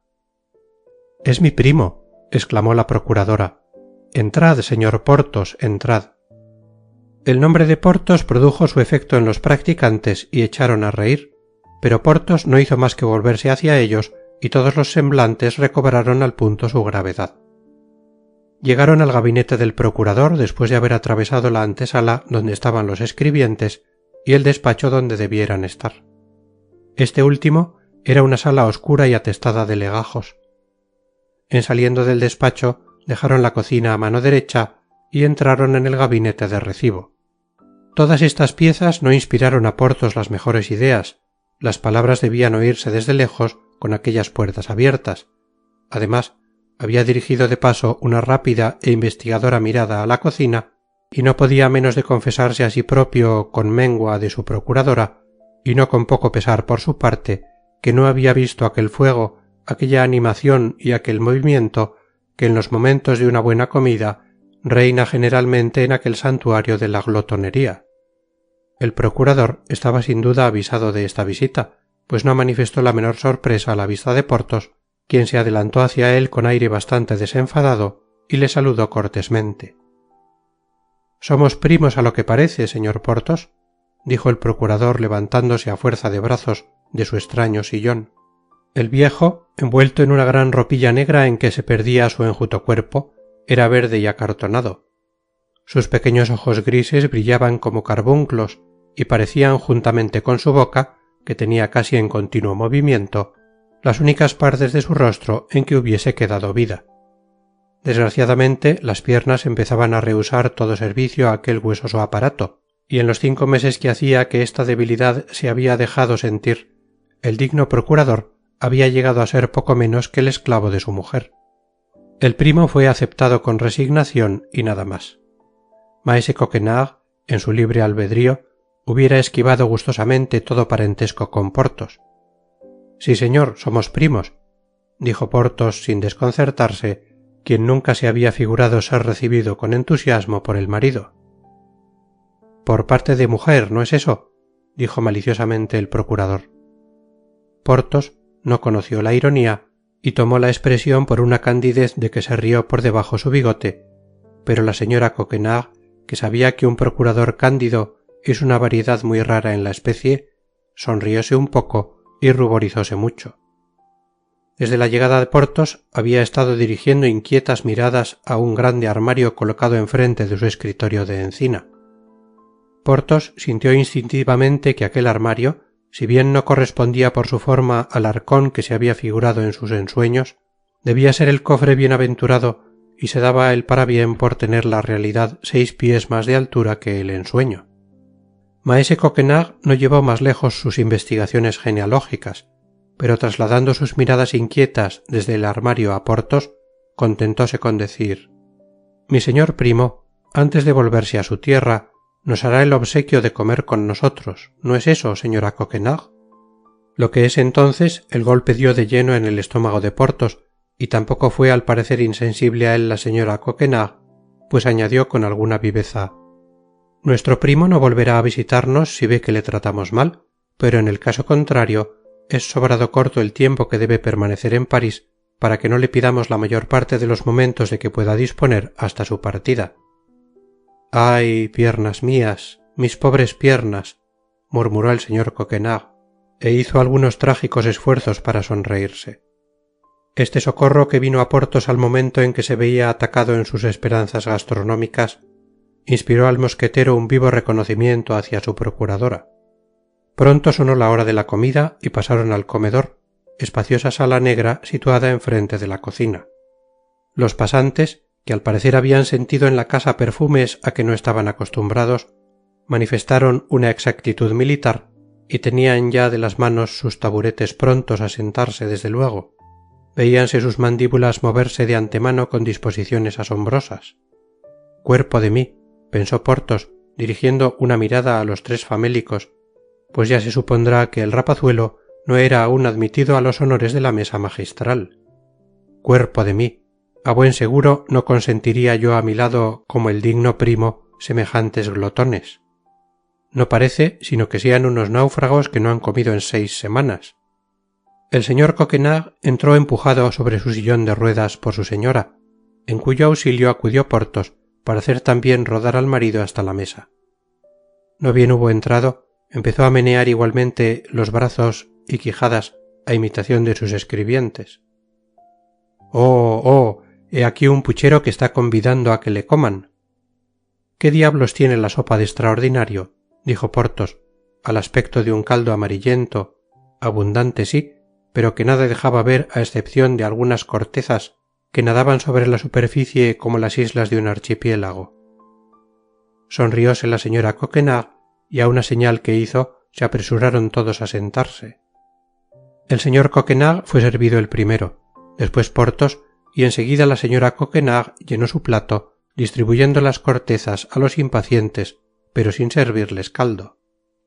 En aquel momento se abrió por casualidad la puerta del comedor, rechinando algo, y Porthos columbró a través de sus hojas medio abiertas al pequeño escribiente, que no pudiendo tomar parte en el festín, comía un poco de pan, absorbiendo el infeliz con toda la fuerza de sus pulmones los olores que despedían el comedor y la cocina.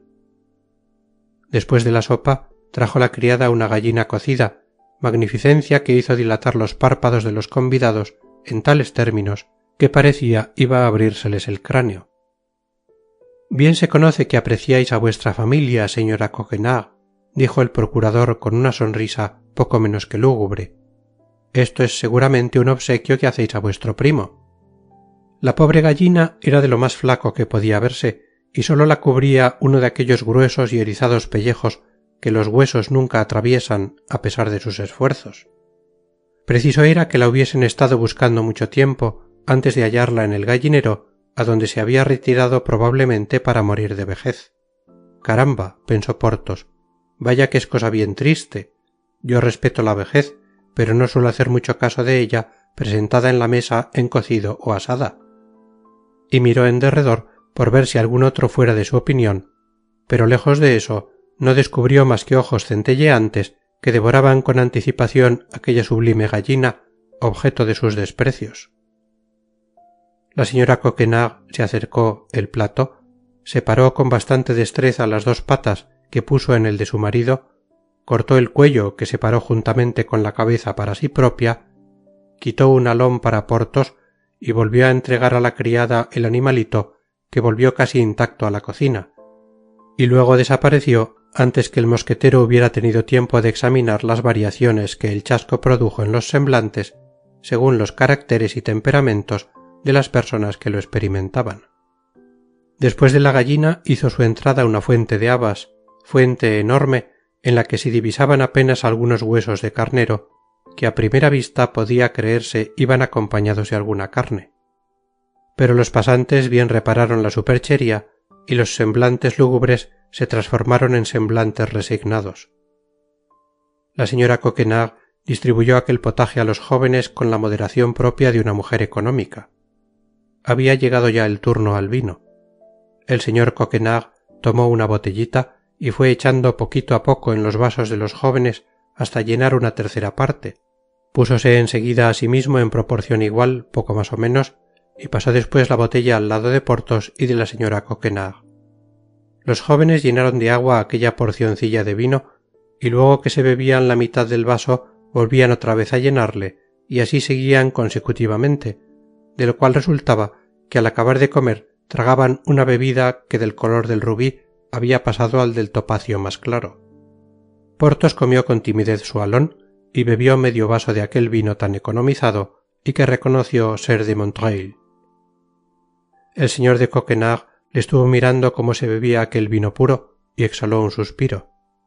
¿Queréis probar estas habas, primo Porthos?, preguntó la señora Coquenard con aquel tono que quiere decir creedme, no las catéis. Gracias, prima, dijo, no tengo más apetito. A estas palabras siguióse un rato de silencio, de suerte que Porthos no sabía cómo arreglárselas. El procurador no hacía más que decir: «Ah, señora Coquenard, os doy por mi parte el parabién, vuestra comida era un verdadero festín». Porthos creyó que se le hacía alguna burla y empezó a retorcerse el bigote y a fruncir el gesto, pero una mirada de la señora Coquenard le aconsejó la paciencia. En aquel momento, a una mirada del procurador, levantáronse lentamente los escribientes de la mesa, doblaron sus servilletas más lentamente todavía y después de haber saludado, se marcharon. «Andad, muchachos, andad a trabajar, a fin de que hagáis bien la digestión». Salido que hubieron los escribientes, levantóse la señora Coquenard, sacó de una alacena un pedazo de queso, un poco de dulce de membrillo y un pastel que ella misma había hecho con miel y almendras. El señor Coquenard frunció el ceño porque veía sobrada diversidad de postres. «¡Un festín!», exclamó revolviéndose sobre su sillón. «¡Un verdadero festín! Epula epularum! Lúculo como en casa de lúculo». Porthos echó una mirada a la botella que tenía inmediata y concibió esperanzas de que con vino, pan y queso podría comer, pero la botella pronto había quedado vacía y los consortes Coquenard hicieron como que no reparaban en ello. «Bien», se dijo Porthos a sí mismo, «ya lo sé por otra vez». Pasó la lengua por una cucharadita de dulce y se embadurnó la lengua con la pasta correosa de la señora Coquenard. «Ahora», dijo, «el sacrificio está consumado». Maese Coquenard, después de tan deliciosa comida que llamaba él un exceso, sintióse con ganas de dormir la siesta. Porthos se figuró que desde luego y allí mismo podrían tratar de su negocio, pero el procurador se empeñó en hacer el soñoliento y fue preciso volverle a conducir a su cuarto, no dejando de regañar hasta que estuvo colocado enfrente de su armario, contra el cual, para mayor precaución, apoyó sus pies. La procuradora condujo enseguida a Porthos a una pieza inmediata. «Podéis venir a comer 3 veces la semana», dijo la señora Coquenard. «Gracias», dijo Porthos, «no soy amigo de abusar, y además es preciso que piense en preparar mi equipaje». «Ya lo veo», dijo gimiendo la procuradora. «Es el malaventurado equipaje para salir a campaña, ¿no es verdad?» «Ay, sí, señora», dijo Porthos, «él mismo es». «¿Pero de qué se compone el equipaje de vuestro regimiento, señor Porthos?» «Oh, de tantas cosas, señora», dijo Porthos. «Los mosqueteros, como ya sabéis, son militares escogidos y necesitamos una porción de objetos de que no han menester ni los guardias ni los suizos». «Pero veamos, si me dijerais cuáles...» «Todo ello puede ascender a...», dijo Porthos, quien gustaba más discutir el total que no las partes. La procuradora estaba esperando medio horripilada. «¿A cuánto?», dijo. «Supongo que no podrá pasar de...» y no dijo más por faltarle la palabra. Oh, no, dijo Porthos, todo ello no pasa de 2500 libras, y quizá procediendo con economía tendré bastante con 2000 libras. Dios mío, 2000 libras, exclamó ella. Esa cantidad es ya una fortuna, y mi marido no se avendrá jamás a prestar semejante suma. Porthos hizo un gesto de los más significativos que bien comprendió la señora Coquenard. Había deseado que me dijerais por partes lo que necesitabais, porque teniendo en el comercio muchos parientes y parroquianos, tenía por casi seguro que sacaría las prendas con un 100% menos del precio en que vos las compraréis. Si es eso lo que habéis querido decir, dijo Porthos. Eso únicamente, mi querido señor Porthos, con que así lo primero que necesitáis no es... un caballo. Eso es, un caballo. Pues bien, cabalmente podré proporcionaros uno. Dijo Porthos alegre, ya estamos corrientes en cuanto a mi caballo. Ahora necesito otro para mi lacayo y la valija. Por lo que toca a las armas, no tenéis que ocuparos de ellas, ya las tengo. ¿Un caballo para vuestro lacayo?, repuso titubeando la procuradora. Pero eso es cosa de señores de muy alto rango, amigo mío. ¿Y qué, señora?, repuso Porthos con altivez. ¿Soy yo acaso algún cualquiera? No, sino que quería deciros nada más que un bonito mulo parecía a veces tan bien como un caballo, y que proporcionándoos uno bueno para vuestro mosquetón... Entonces venga el bonito mulo, dijo Porthos. Vamos, tenéis razón. He visto yo a grandes señores españoles cuyo séquito todo iba caballero en mulos, pero en ese caso es preciso que el mulo tenga penachos y cascabeles. Perded cuidado, dijo la procuradora. Ya no falta más que la valija, repuso Porthos. Oh, por eso no os inquietéis, exclamó la señora Coquenard. Mi marido tiene 5 o 6 valijas y podéis escoger la que mejor os pareciere. Hay una especialmente que estimaba mucho para sus viajes, de suerte que cabe dentro de ella todo un mundo. ¿Pero habláis de una valija vacía?, preguntó Porthos. Seguramente que está vacía, contestó la procuradora. Es que yo necesito una maleta bien provista, amiguita. La señora Coquenard exhaló nuevos suspiros. Molière no había escrito aún su escena del avaro, de consiguiente la señora Coquenard llevaba la delantera a maese Harpagon, el héroe de la comedia. Por último, el resto del equipaje fue sucesivamente debatido de la misma manera y el resultado fue que la procuradora pediría prestadas a su marido 800 libras en metálico y suministraría el caballo y el mulo que tendrían la honra de conducir a la gloria a Porthos y a Mosquetón. Arregladas ya las condiciones y estipulados los intereses, como también la época del reembolso, despidióse Porthos de la señora Coquenard y se fue a su casa con un hambre en gran manera displicente. Fin del capítulo 32.